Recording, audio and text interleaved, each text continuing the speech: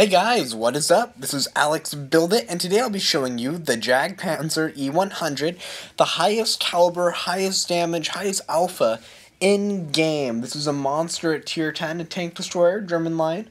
It's based off the E-100 chassis, which you saw earlier. Hitler ordered a tank destroyer built off the E-100 hull, but was never completed because the E-100 itself was never completed. It was either the 12cm or the 15cm, which it has in Blitz. Take a look at my loadout. I carry Adrenaline, multi-repair kit, single repair kit. I only carry 3 heat rounds, and I actually recommend you carry quite a bit of high explosive, like 5 or 6 rounds, because it has really, really, really great penetration. You can find instances where you can do anywhere from 1,000 to 1,500 damage, the highest damage in game possible. All my loadout, ammo rammer, gun lane drive, and vents are geared towards the reload. This has almost 140 tons, that's great. You can use this for ramming. Engine power 1,200, that's amazing. The hull armor is really good, except for the frontal lower glacis, which you're going to want to hide, which is a strategy for most German tanks. Standard shell damage with AP is 600 to 1,000, that's really good. Standard shell penetration is off the charts, and with high explosive anti-tank, you can do wonders. Reload time is slow, aim time is slow, dispersion is very low, it's going to hit. And the view range is great. But now enough about stats, we're actually going to show you this video. Also, 2 new things I'm going to be doing with my videos. In this case, this video is so long, I had to speed up the very beginning of it, the boring part. And as you're going to see real quick, everything's going to be sped up double the time. This tank is not that fast at any of what you're going to see. And the second is I'm going to be talking about less what I'm doing at the moment. I'm going to let that speak for itself. And I'm going to be telling you more about the tank. What do you think about that? Let me know in the comments. Anyway. So just some tips. You're going to want to hide that glacis like I mentioned earlier. It's extremely weak to fires and engine damage. In fact, you might want to try to equip equipment that may help out with that. However, I agree just going with stuff that buffs the gun. Why not make something stronger? That's my opinion on that. You might be asking, why am I not using German chocolate? Why the second repair kit? In case I get critically damaged at a bad point in time. Like, let's say my ammo rack get damaged, like right there. I'm able to fix it and keep going, and if I get hit again for another ammo rack damage shot, it's not going to explode me because I've already fixed it, and I'm ready to repair it again. Next 2 games will be 99% normal replay speed, but I had to speed this one up so I could actually show it to you, because I had 3 longer size games. Ammo rack! Here comes the boom! Here comes the boom! Love this tank. Absolutely love it. Knew where the ammo rack was. Shell was high enough caliber to penetrate and go right through and out the other side. Again, this tank is nowhere this fast, and I apologize for having to show you a speedily rushed match. This was just one of the matches I want to show you because I did really, really well. I did over 6,000 damage. I continue on forward. Easily get a shell in there. And I continue on. CM, shell in, 800 damage, boom. And now we're going to take a look at what I got. I got first class, 6,411 damage. That's amazing. More kills, more XP, more experience than any person on either team. And yes, I know I just repeated myself. Anyway, that's enough for that speedily rush match. Now I'm going to show you 2 ones where only the first beginning halves were a little bit rushed. Sorry about that, and here we go. And now for the second match of the day. And this time, again, I'm going to speed it up 2 times. But this time, I'm going to talk a bit about the gun. And it has such strong, high explosive anti-tank munitions, which have such strong penetration. It can frontally penetrate either side of the gun on the E3, which has some of the strongest frontal armor ever, without having to aim at the lower half. With armor piercing, it can easily penetrate the lower half of the E3, but with heat, I mean, wow. It'll go right through. Like this IS-7, here's a heat round. I don't even really have to worry about it. I just trust it'll go through, and it does like 800 damage. That's awesome. Armor piercing rates are really, really good, not to put them down, but the high explosive anti-tank are godlike damage-wise and penetration-wise. It'll just go through every time and cause a lot of trouble for the opponent. There I use armor piercing and a bounce. Not my smartest move ever. And I'm going to talk about high explosive with this cannon. High explosive is a definite viable option. Even at tier 10 on the backs of certain tier 10 tanks, and tier 8 and tier 9, There are places where you can penetrate for full damage, anywhere from 1,000 to 1,500. In the little preview clips I showed you before I started talking, you'll notice I did over 1,200 damage on a Leopard prototype, because I aimed at that lower glacis with high explosive. This can penetrate all sorts of areas you wouldn't normally think. The back of a Pershing, the back of an M48.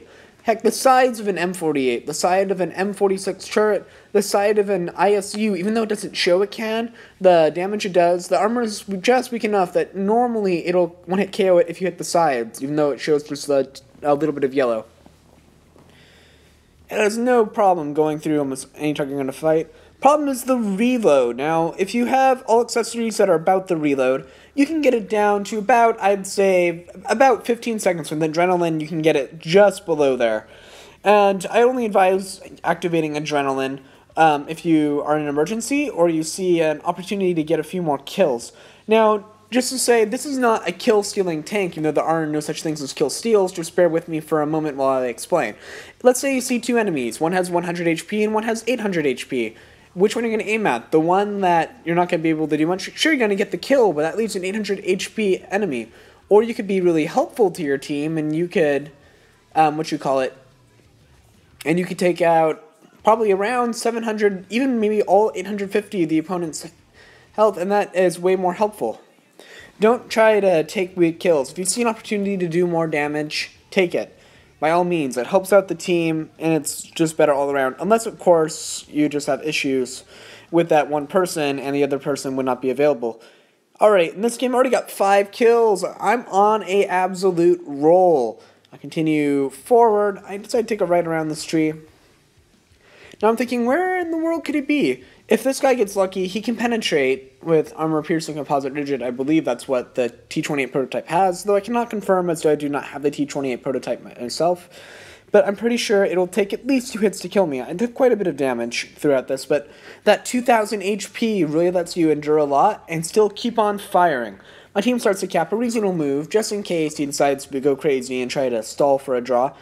So it's a smart move to do at this point, though I wouldn't advise capping it out. It's good as a lure, though. Continue back to the spawn just to make sure. And look, he has to be AFK, right? You gotta be joking me.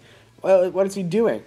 Come around this corner, and I think AFK. But no, he's actually moving. He should be doing something here. I think AP will go right through. It shows it will, and that was one unfortunate bounce. Though I am doing with the T-28 prototype, and those do have good armor. I should have gone right through. So instead, I'm like, you know what? Forget this. I'm switching to heat just to prove a point. And boom! Here comes the boom! 839 damage. That is off the charts for almost any tank. I cannot name another tank besides a tier 10 tank destroyer that can achieve that, and only then with high explosive munitions that penetrate fully. Take him out. 6-kill game. That was awesome.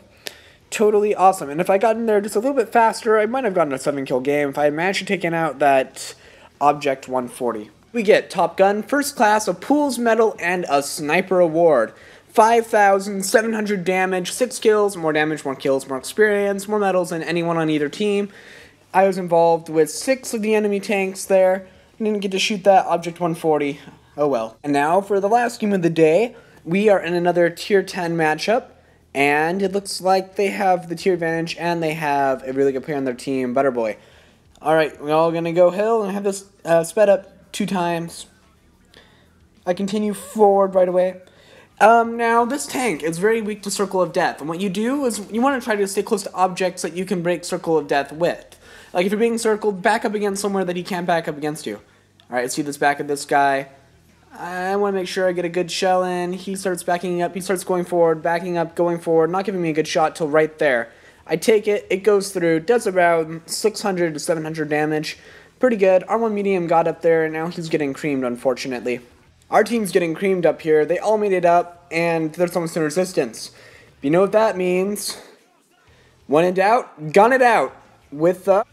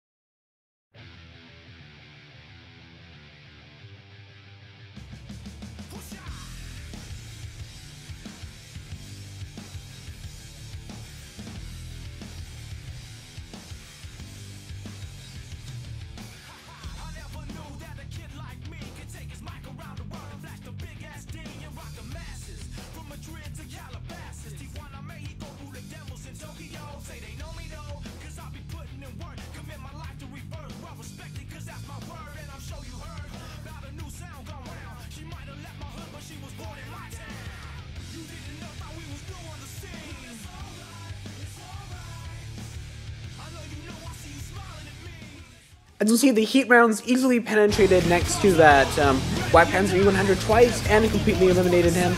Now we're stuck in a bad position. There's 5 of them up here, and there's only 2 of us. Not a problem. I'm going to come up here, even if it means I'm going to lose a lot of HP. I'm going to take out one of the most dangerous candidates on the field. This tier 10, I move forward. Yes, I'm taking damage left and right. I end him, and that's one less guy we have to worry about up here. I'm bouncing shells left and right.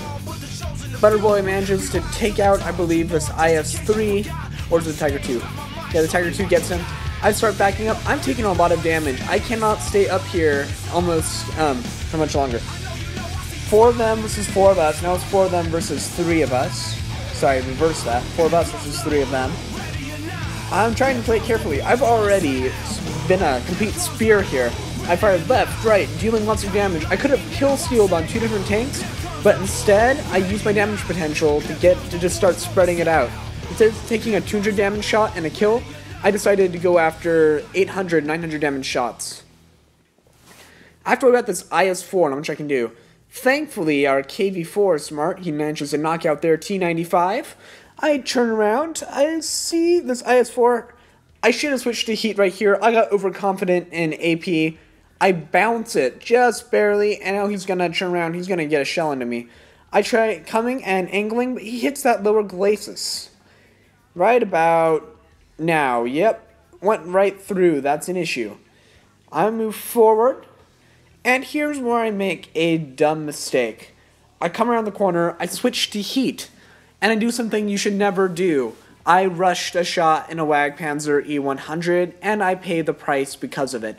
You really cannot afford to miss a shot in this because of the long reload time. It's like the KD2. Fire and get the heck out of there until you are reloaded and ready to strike again. So get back, let it come at you, and just hope for the best. Side scrape. And like there, I get killed. I'm just going to speed up the rest of this. Our team manages to hold it off barely thanks to our Wagpanzer, E-100, and our KV-4. But the KV-4 is the real hero here. He bounces once, twice, 3 times. And here I'm going to speed it up.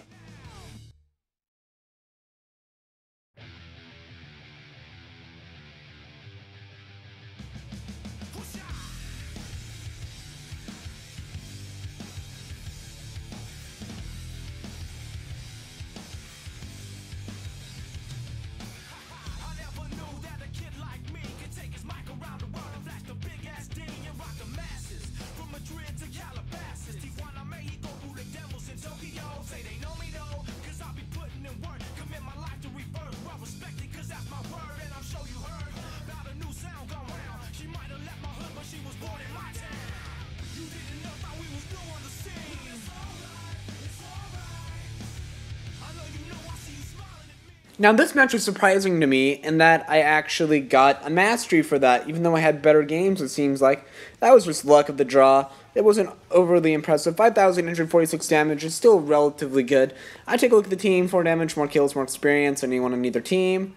Actually, yeah, that's true. I hope you enjoyed this review, and if you did, please like, comment, and subscribe. We'll keep coming out with more content. Keep calm and blitz on. See you next time, Tinkers. Alexbuildit out. Blitz on.